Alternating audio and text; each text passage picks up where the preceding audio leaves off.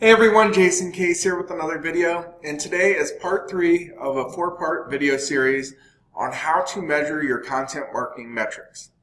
So we started with consumption metrics, and then yesterday I covered retention metrics, and today I'm going to be covering engagement metrics.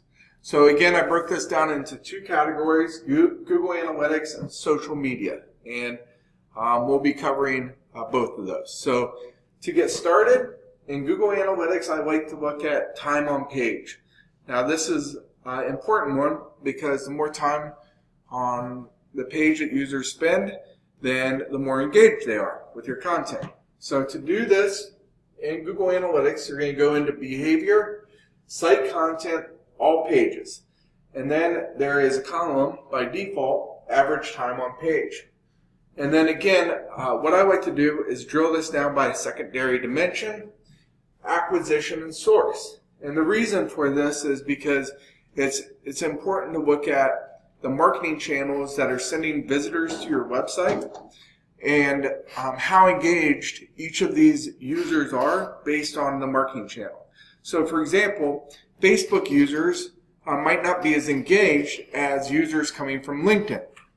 So this will help you determine which marketing channel is actually sending more engaged users to your site, and you might want to either switch up your marketing strategy to Facebook visitors then and try to deliver them different types of content, because maybe different types of content resonate with that audience differently, or maybe you want to just put more focus in on LinkedIn because those users are more engaged with your content.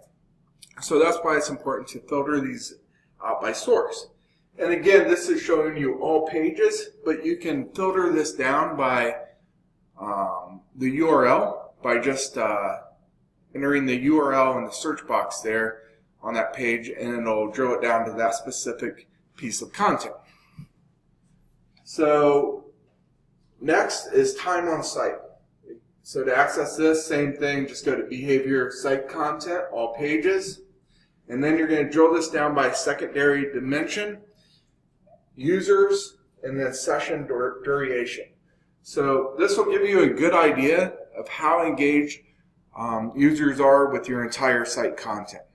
So to really improve these metrics, it's really good to try to make good use of internal linking. And what I mean by this is if you have a blog post, make sure you interlink to other relative blog posts and content on your site. So this keeps people moving further and progressing through your site, and it keeps them engaged longer.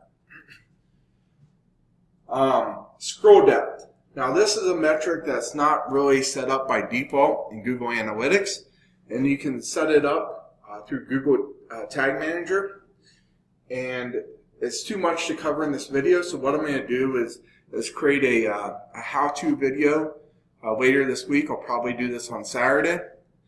Because tomorrow we'll be covering lead and sales metrics. But on Saturday, I'll break this down, an exact how-to guide of how to set this up. Once you get this set up, then you can start tracking users by the depth they scroll on page. So you can break it down by percentages. So users that are consuming 50% of your content or 75% of your content based on vertical scroll depth. So that's a good metric to monitor.